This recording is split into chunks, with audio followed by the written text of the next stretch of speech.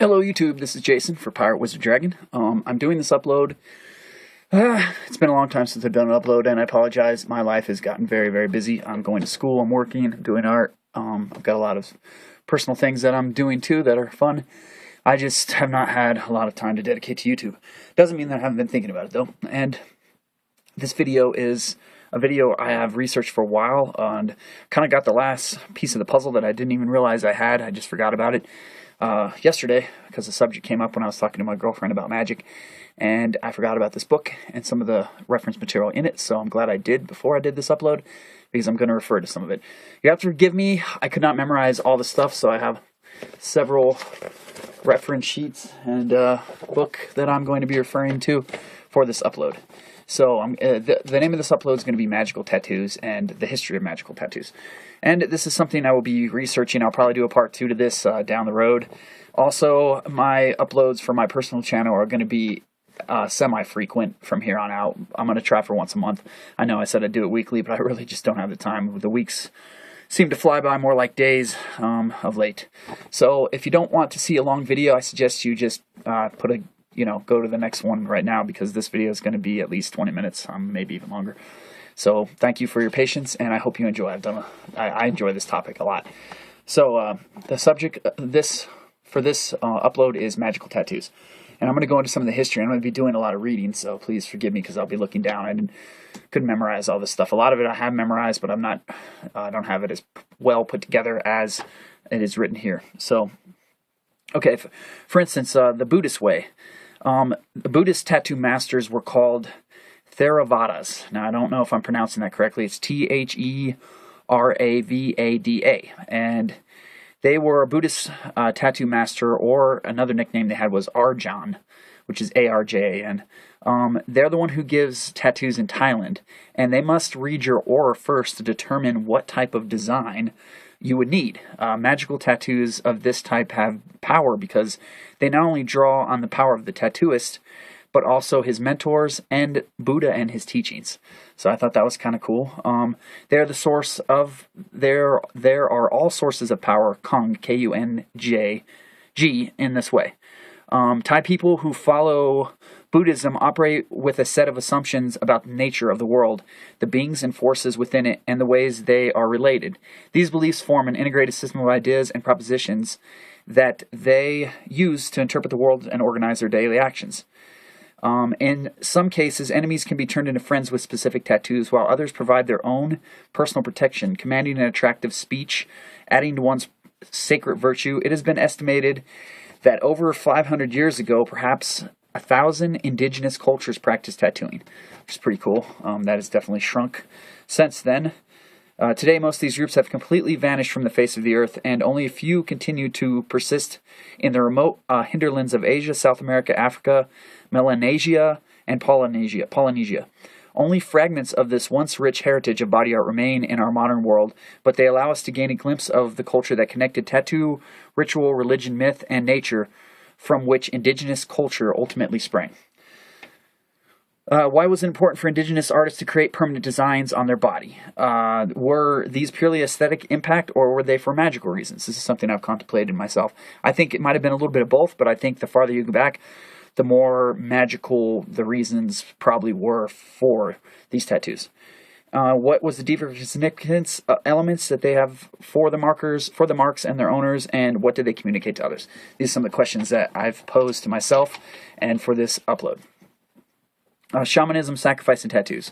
For millennia, nearly all indigenous people who tattooed practiced shamanism, the oldest human spiritual religion. Death was the first teacher, the boundary beyond which life ended and wonder began. Shamanistic religion was nurtured by mystery and magic, but it also was born of the hunt and harvest, and from the need on the part of humans to rationalize the fact that they had to kill that which they revered. They honored. Plants, animals, and sometimes other men who competed for resources or whose souls provided magical benefits. Tattoo talismans. The intricate tattoos that appear on the wrist of the Mentawai people of Siberut Island, and that's Mentawai of the Siberut Island, Siberut, so Siberut Island. Indonesia are called Nagolia or beads, N-G-A-L-O-U, or beads. This word means talisman. Like the Kayan Lakut tattoo of the Borneo, they tie in, quote unquote, the soul and keep it close to the body. The rosettas symbolize that evil should bounce off their bodies like raindrops from a flower. So they had these, and I wish I would have got some of the pictures. Maybe my next upload I will provide some of the pictures that went along with this. They had these beads that were tattooed around their wrist, and they almost looked like a wristband, and it was supposed to keep their souls bound to their body. Mythology developed out of these associations as an expression of the covenant between humans, their environment, and everything contained within it. But more importantly, it was the means of eliminating the guilt of the hunt and maintaining an essential balance between the living and the spirits of the dead. Charm tattoos. Now, you're going to have to give me, I'm not very good at pronouncing a lot of these words. I've only read them. I've never really had them said to me or pronounced, so I'm sure I'm messing them up. But it's the Chukchi women, Chukchi. The Chukchi women with 3 fertility tattoos on the cheek and a cruciform tattoo foil marking the corner of her mouth was intended as a charm against evil spirits. So this is another example of tattoos that were intended to protect one from evil spirits. Foils were also stitched into living skin if the individual had been in a great danger and had escaped. After the death of a near relative, the Chukchi also fastened a single bead to a lock of hair to repel the spirits of disease.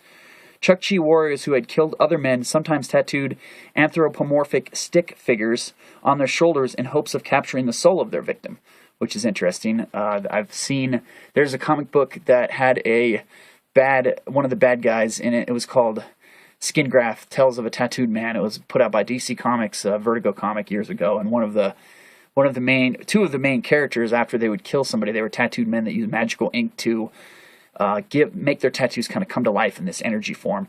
They would, after the tattoo killed them, a picture of the person that they killed would appear on their skin.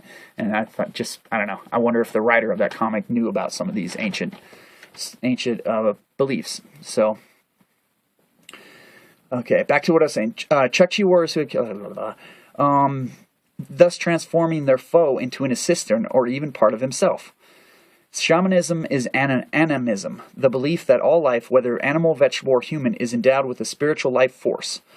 Sacrificial offerings, especially those made in blood, were like a financial transaction that satisfied spirits because they were essentially paid off for lending their services to humankind, or to satisfy debts, like infractions of a moral code, which most indigenous peoples around the world observed. Some of this connects also to voodoo, ancient voodoo. I've seen gifts that have been given from lowest spirits to people, and they require a sacrifice or some sort of payment, and sometimes that payment is not always one that does not require blood.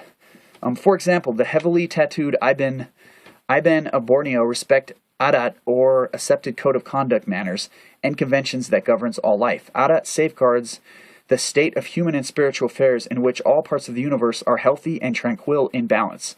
Breaches of adat disturb this state, it's A-D-A-T, and are visited by fines or contributions to the ritual necessary to restore the balance, and to the wrath of individuals, the community, or of the deities. Traditionally, such rituals included sacrificing a pig, a chicken, or in special instances, even another human, especially when a new longhouse was built. Precious pictures. Okay, now I cannot even pronounce this word. I'm not even going to try. It's Qayaghhaq. One of the last completed tattoo, I think that's the person's name. One of the last completely tattooed St. Lawrence Island Yupiget women, Yupiget, said of tattooing, "We did it to be beautiful, so that we would not look like men. We wanted precious pictures for the afterlife." She also wears a set of 3 fertility tattoos on her outer cheek and kilak, or heavens tattoos near the ear. Beautifully executed tattoos such as these were believed to lure game animals near. In turn, they brought into the house a part of the sea, and along with that, part of its animal and spiritual life. Perhaps the most common and important blood sacrifice practiced by many tattooing cultures worldwide was head hunting, the taking of human heads for ritual use. Human blood, the fertilization the fertilizing essence of everything animate was a highly revered sacred substance believed to appease spiritual powers that controlled the forces of nature. Among the prehistoric and tattooed peoples of ancient Peru, like the Moche, Moche, Tiwanaku, Tiwanaku, and Chimu, Chimu, ritually prepared human heads were perceived as potent sources of power to be harnessed and tapped in order to promote agricultural fertility relations with ancestral dead and deities. Analogies were drawn from historical headhunting cultures of India, Borneo, the Philippines, Taiwan, China, Brazil also support this model because of the ritual taking of human heads in these places was accomplished to ensure both biological and agricultural fertility, among other magical advantages. So as you can see, tattooing has been associated with the dead for a long time, and some of the rituals used for sacrifice and to attract deities' assistance. And I find this kind of interesting because if you look at the one commandment in the Old Testament that Christians refer to a lot, and people in Judaism, I think it's Leviticus 19:28, I believe. That's the one rule. It's not really so much how I've been taught that it's interpreted. It's not so much that you shouldn't get a tattoo, is that you shouldn't get a tattoo for the sake of the dead. Or you should not mark the skin for the sake of the dead. That's kind of how it's more phrased. So that's kind of interesting how it relates to the ancient cultures. Maybe some of that was they looked at the ancient Hebrews, the Old Testament people that wrote the book of Leviticus. Is that Moses? Let's see. Genesis, Exodus, Leviticus. No, Genesis, Exodus, Deuteronomy. I'm not sure. One of those guys back there, way back when, it might have been Moses who wrote the book of Leviticus. It might have been Moses. I'm not sure if that's one in the first 5 books of the Bible. But maybe that was to rebel against, or to get away from the old superstition of ancient beliefs and such. So, oh boy. Going on 12 minutes. I may have to make this a 2-part thing. But I'll try to get through some more. Apart from their roles as guardians of tribal religion, some shamans actively participated in tattooing traditions themselves. Among the Paiwan of Taiwan, Paiwan, the Chukchi of Siberia, and the Yupik of St. Lawrence Island, Alaska female tattoo artists, who were usually shaman, worked via supernatural channels to cure their patients of soul loss, which was attributed to disease-bearing spirits that could either be human or animal. Sometimes proper treatments included the application of medicinal tattoos at particular points of the body or tattoo foils to disguise the identity of the sufferer from such malevolent entities. On guard, guardian, or assistant tattoos in the Siberian Yupik language, these marks are called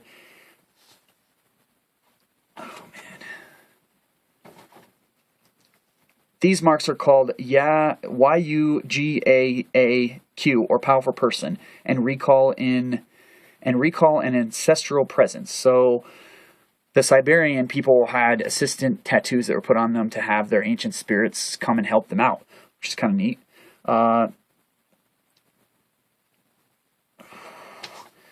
Not all tribal tattoos were shaman, however. Some were simply traditional healers, particular specializations, ears, eyes, throat. In the northern Philippines, tattoo artists tattooed markings on the throats of patients suffering from goiter or other markings on the back of individuals plagued by skin disorders. Yet many tribal tattooists did the work under the guidance and protection of one or more spiritual helper. In these instances, some tattoo artists were like shaman in that they employed methods of spiritual and physical medicine to cure their patients of serious conditions. The Chukchi and Yupik also tattooed fertility stripes on the cheeks of barren women, or stick-like anthropomorphic guardian markings on the foreheads of men and women to harness ancestral powers. In all cases, the Paiwan, the Chukchi, the Yupik shamans were proactive in rearticulating the surfaces of their patients' bodies by multiplying its inscription and reinscribing its parts. Although the tattoo pigments used by the Yupik were considered to be magical and evil spirits were afraid of them, they perceived the efficiency of these treatments was not only confined to the technical or performative aspects of the tattoo applications itself. Rather, the shaman's power rose from the helper and the ancestral spirits who communicated their magical and curative powers through her. That's kind of interesting. It wasn't necessarily the implements, the tools, the ink, or the tattoo artist himself that provided the magic, but it was the spirit's power that flowed through the tattoo artist and the ink that they used. Marks of protection. The Ainu women of Japan, Ainu, with bold facial and forearm tattoos that work to repel evil spirits from entering her body. The Ainu also practice medicinal forms of tattooing to relieve rheumatism. The last Ainu woman with tattooing died in 1998. They have a picture, but I wasn't able to download that. The Kayan tattoos of Borneo, who were always female, tattooed a design called a Lakut, L-U-K-U-T, or antique bead, on the wrist of men to prevent the loss of their soul. And this is interesting because this connects back to what I talked about earlier with those beads that were tattooed to link the body to the soul. When a man was ill, it was supposed that his body had escaped from the body. His recovering showed that his soul had returned to him. To prevent the soul's departure, the man would tie it in by fastening around his wrist a piece of string which a threaded lakut within which some magic was considered to reside. Of course, the string could get broken and the bead lost, so the Kayan replaced it with a tattooed bead motif that had become regarded as a charm to ward off all disease. So eventually they just simplified it to being a tattoo so they wouldn't lose it, because I'm sure some people lost the bead and got a little scared. So, interestingly, the Kalinga of the Philippines have a related belief. It's Kalinga. When the blood is inadvertently drawn in the village, including that which flows during a tattooing session, a sibat gesture is made, S-I-P-A-T. The sibat is similar to an exchange of peace tokens and begins with the sacrifice of a chicken whose blood is rubbed near the injured body part. A brief chant is given to ward off any spirits, and a red carnelian bead, or arugo, A-R-U-G-O, on a string is placed around the wrist of the person who was injured. The bead is also a protective device against malevolent spirits. It pays off any spirit in its vicinity. Flower power. The Kayan women with hornbill, shoots of bamboo, guardian spirits, dragon dog, and tuba root motifs are all believed to repel evil spirits. And I'm doing more research because I want to find a decent picture of the dragon dog tattoo, just because I love dragons. And relationships permeates every facet of Kayan life. Plants are regarded as a major kind of living things, sharing the same fundamental properties of life and death as humans. The Metawi of Siberut Island also wear intricate beads tattoos on the back of their hands. One man told me that these permanent beads tied in his soul to the body, that they also made him more skillful whenever he needed to use his hands to perform various tasks. It should be noted that the Mentawa people are one of the most profusely tattooed people living today. The reason for this, they say, is that their beautifully adorned bodies keep their souls close because they are pleased by beautiful things like beads, flowers, sharpened teeth, facial paint, and above all, tattoos, which they pronounce Titi, T-I-T-I.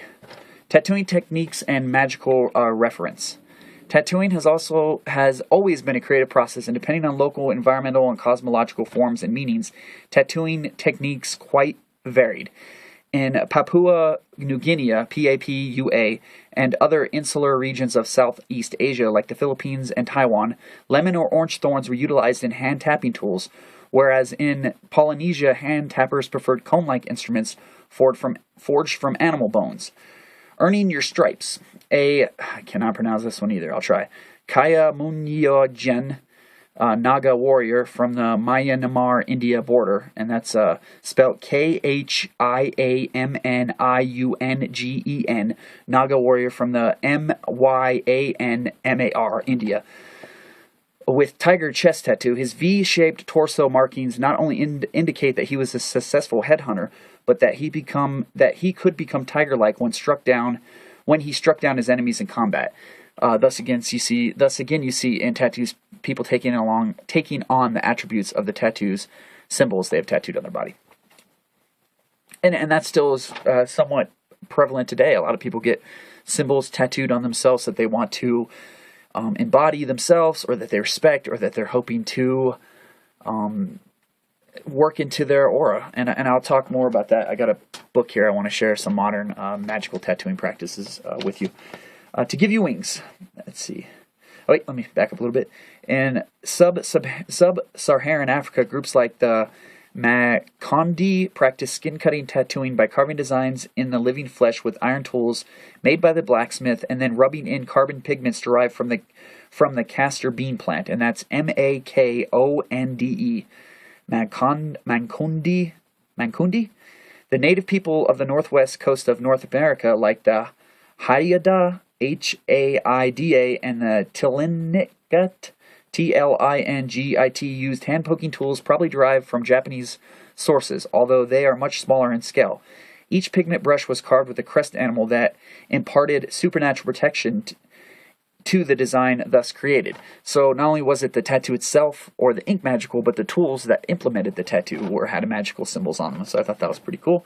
To give you wings, full body tattoos of the Mundu Rusi warrior with head trophy, and this is from 1810, this information, and it's pronounced Mundurucu,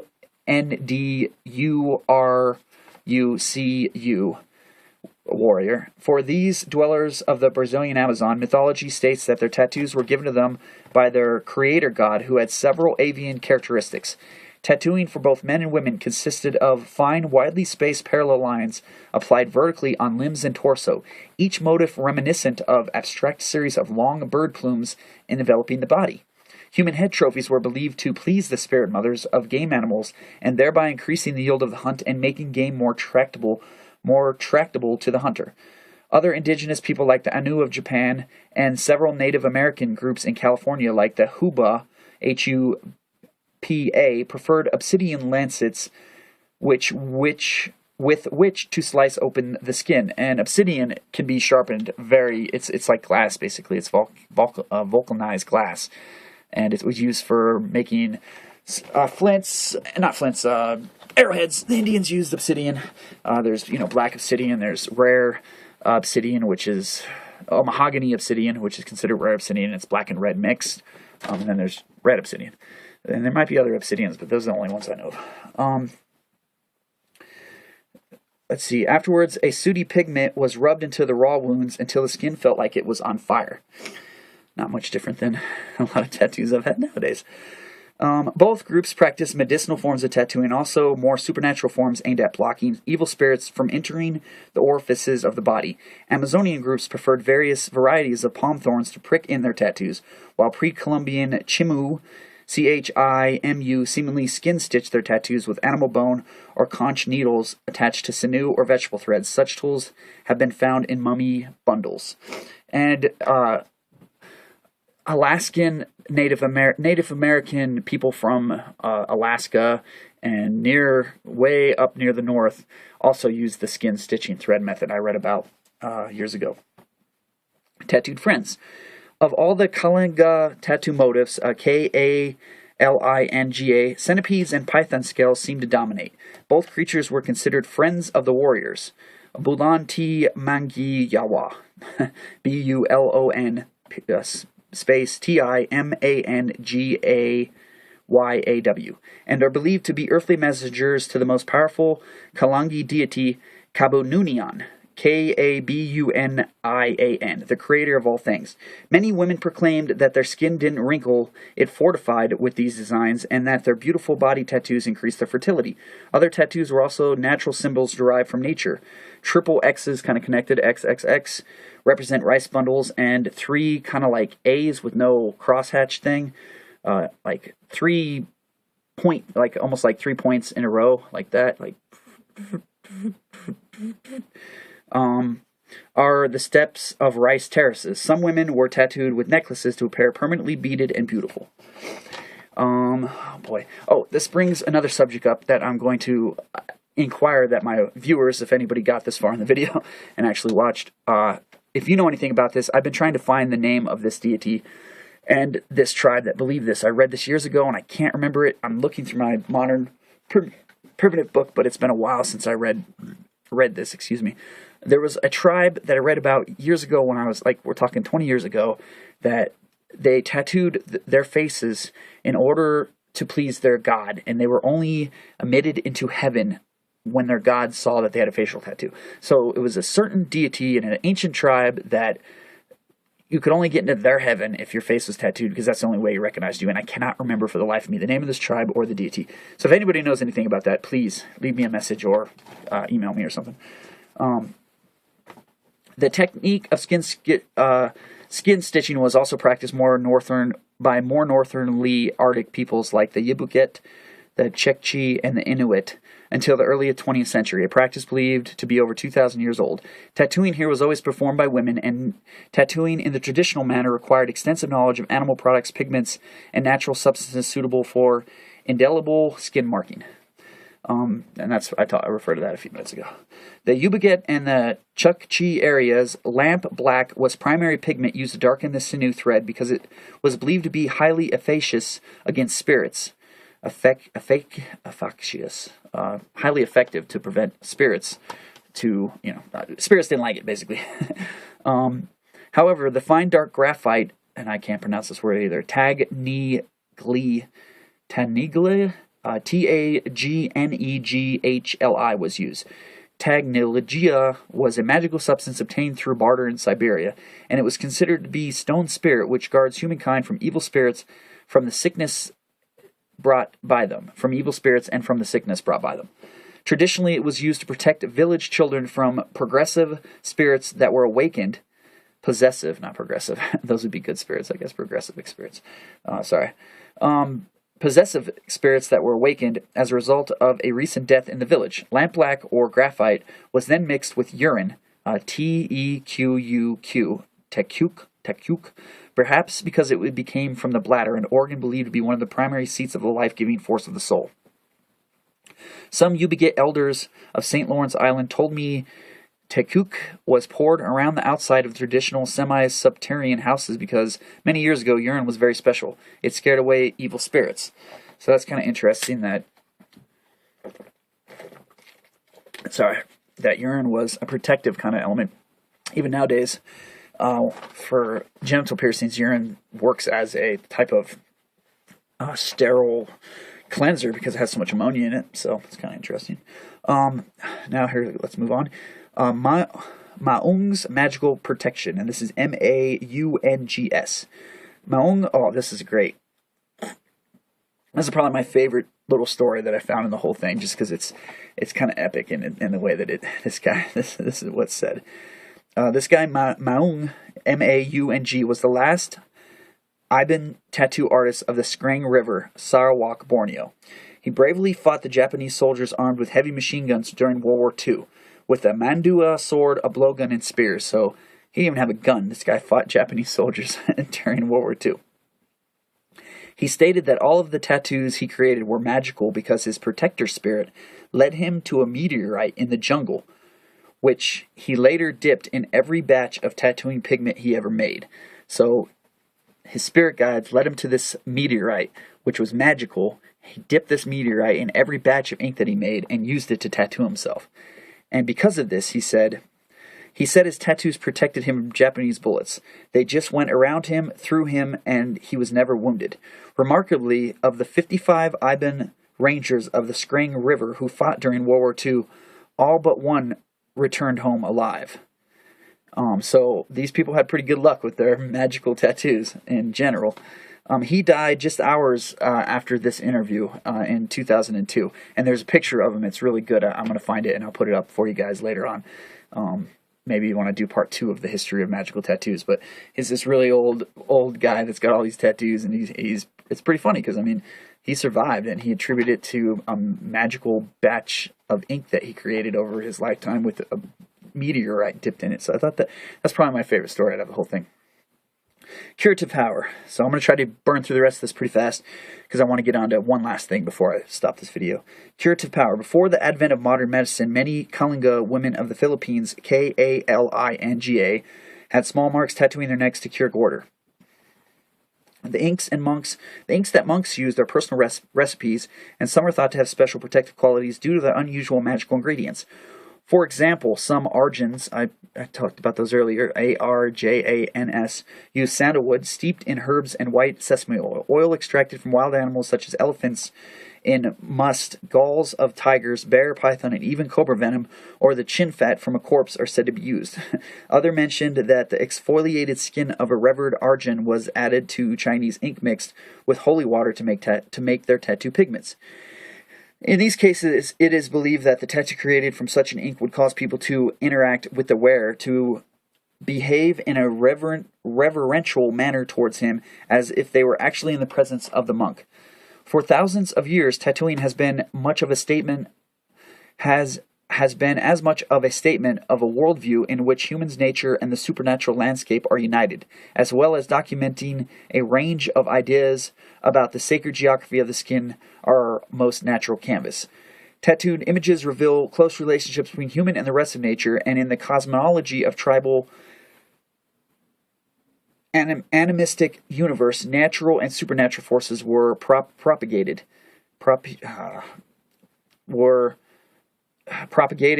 cajoled, and appealed to for the benefit of humankind, because indigenous people sought to acquire the access to the power of various animal spirits and their ancestors. Everlasting tattoos. Burial gloves from Chimu, Chimu, culture of Peru, circa 1200 after Common Era, after death, AD. The tattoo designed, reproduced in gold, were meant to physically carry the tattoos and the deceased into eternity. The motifs incorporate iconography of mythological figures and their geometric designs taken from nature. It is believed that such symbols indicate shamanic or apotropiac functions. Similar tattoos have been found on the dissected skins of Chamu mummies. Dissected. Tattoos establish visible links between the spiritual and natural domains by tapping into them, allowing the body to escape into a world where there was nothing but magical essence of things sublimely detached from here and now. Marks of identity. A Laju Nagu woman living in Iranukul Pradesh, India, told me, "My ancestors will only recognize me after I die because of my tattoos." And I got a lot of this from a guy who is an anthropologist named Lars Krutak, Krutak. And most of this was from 2007.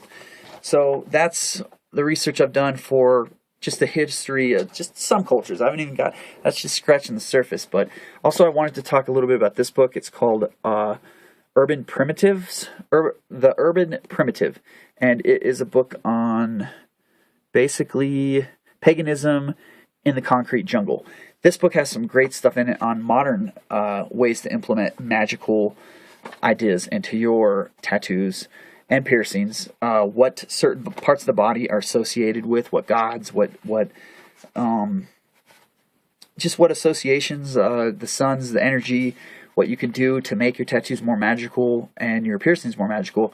It's a great book. It's more kind of like I would say chaos magic, really, if you want to get down to it. It's put out by Llewellyn.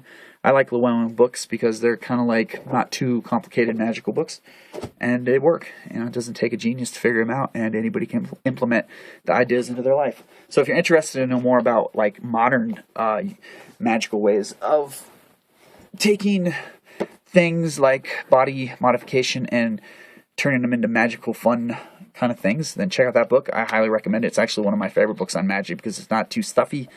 It breaks things down pretty simply. Anyways, sorry it was a long upload. Can't help it. And I blew through that as fast as I could, so please forgive my mispronunciation of certain words. I hope you enjoyed it. If you have any questions or anything you'd like to contribute, please do so below. Give it a thumbs up, not a thumbs down. I hope you're all having a wonderful life and a wonderful day, and I will be doing an upload next time on, I don't know.